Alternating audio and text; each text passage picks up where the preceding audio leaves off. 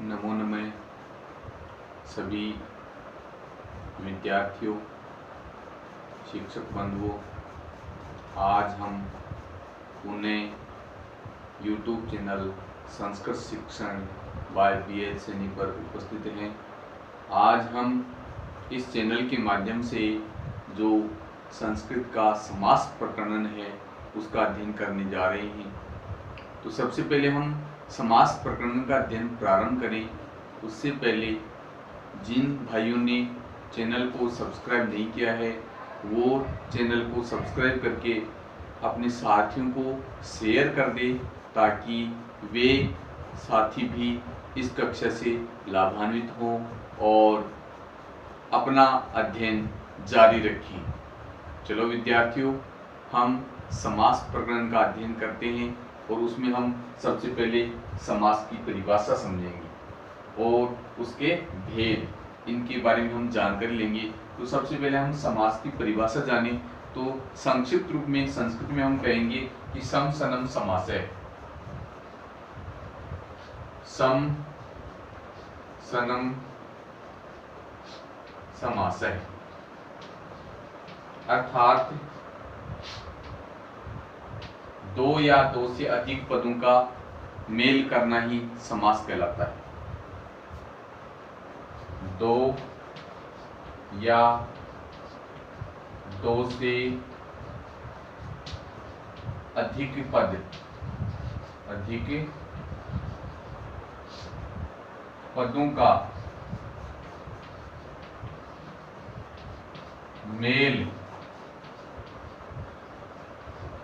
Mail करना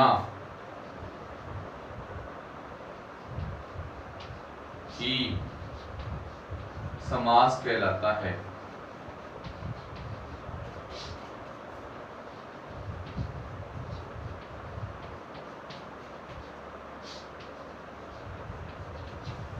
अब यहाँ जो पदों का मेल है वो पद क्या होते हैं? तो इसमें दो प्रकार के पद होते हैं विद्यार्थियों। पहला जो पद होता है उसको पूर्व पद बोलते हैं और जो उसके अंत में होता है उसको उत्तर पद के नाम से हम जानते हैं। तो पद भी दो प्रकार के होते हैं। पद, प्रथम पद को, जो प्रथम पद होगा उसको हम पूर्व पद बोलेंगे, पूर्व पद। और जो द्वितीय पद होगा,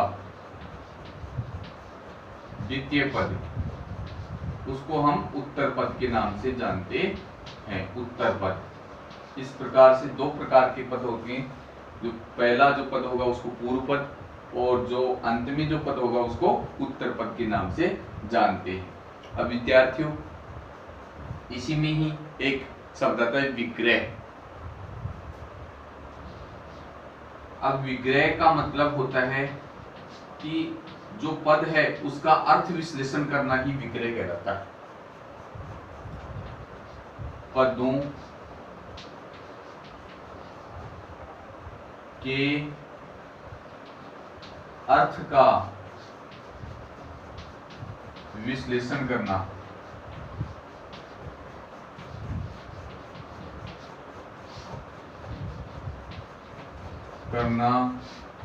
ही विग्रह होता है।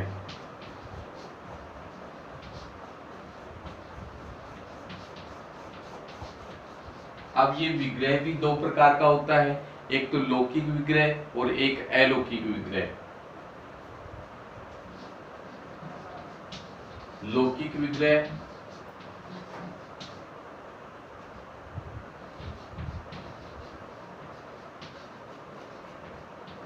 और एक होता है अलौकिक विग्रह।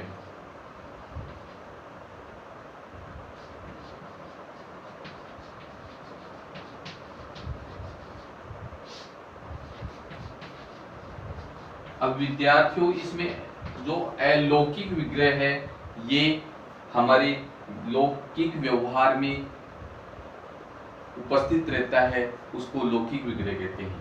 तो लौकिक संसार में, लौकिक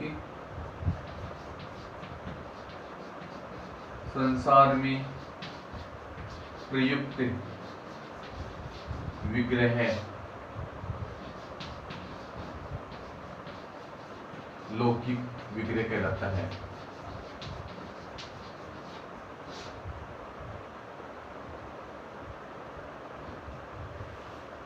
या यूं कहें कि इसका अर्थ विश्लेषण, इस संसार में जो लौकिक संसार है अपना, उसमें अर्थ विश्लेषण किया जाता है, उसको लौकिक विग्रह में प्रयुक्त करते हैं।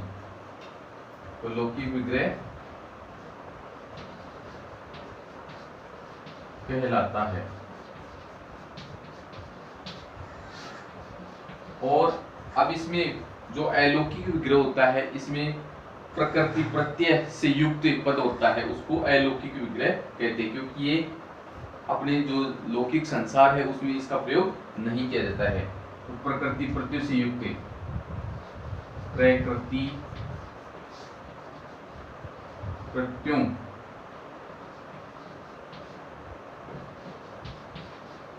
से युक्त लौकिक संसार में, लौकिक संसार में प्रयुक्त न होने वाला, प्रयुक्त न होने वाला अलौकिक विग्रह होता है।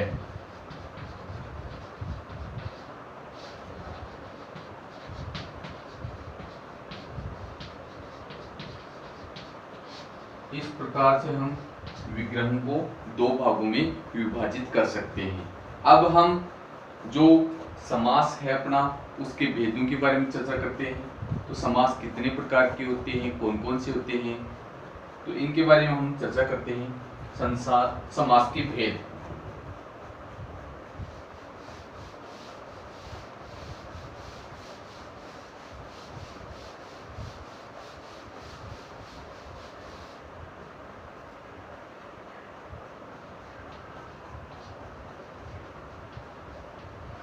समासस्य भेदः। विद्यार्थियों, समास के मुख्य रूप से 5 भेद हम मान सकते हैं। तो समास के 5 भेदों के हम बारे में चर्चा करें। तो ये पंचधा समासः। अब ये 5 प्रकार के समास कौन कौन से होते हैं, सबसे पहले हम इनके नामों के बारे में चर्चा करते हैं। तो सबसे पहले हम लिखेंगे कि अव्ययीभाव समास है।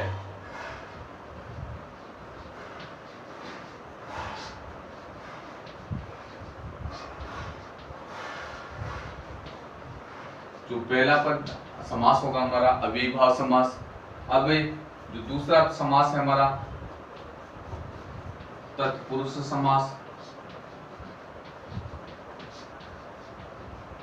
अब तत्पुरुष समास से ही निकला हुआ एक समास आता है हमारे पास, जो तत्पुरुष का ही भेद है, उसको हम तत्पुरुष का ही भेद कहते हैं। वो उसका नाम है कर्मधारय। कर्मधारय का ही भेद फिर द्वंद्व समास होता है, द्विगु समास। कर्मधारय का ही भेद होता है द्विगु। तो इस प्रकार से तत्पुरुष के 2 भेद हो जाते हैं। तो सबसे पहले हम इसको कर्मधारय में विभक्त करेंगे। कर्मधारय, जो ये तत्पुरुष का ही भेद होता है, कर्मधारय समास है। अब कर्मधारय समास का जो भेद होता है, इसका अगला भेद हम कर्मधारय को हम विभक्त करें तो इसको हम करेंगे द्विगु समास है।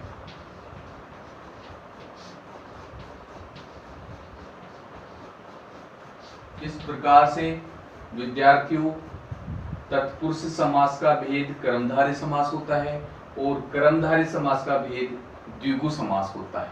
इस प्रकार से इसको हम एक ही भेद में हम गिनेंगे, क्योंकि तत्पुरुष समास के 2 अलग अलग प्रकार हो जाते हैं। अब इससे अगला जो भेद होगा हमारा द्वंद्व समास।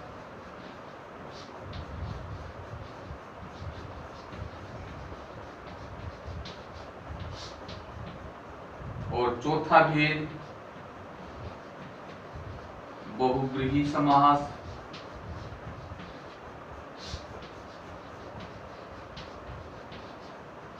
और जो अंतिम जो समास होगा वो केवल समास। इस प्रकार से हम 5 समासों का अध्ययन करेंगे। केवल समास,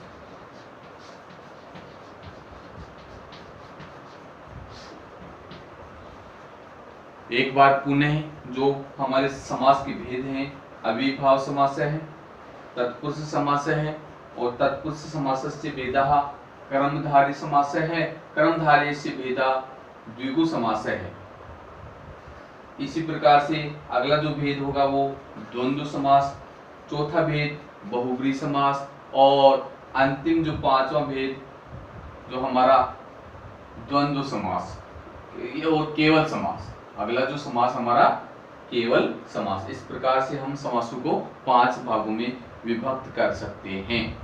अब समास का अध्ययन करने से पहले हम जो इसके मुख्य बिंदु हैं उनके बारे में हम चर्चा कर लेते हैं।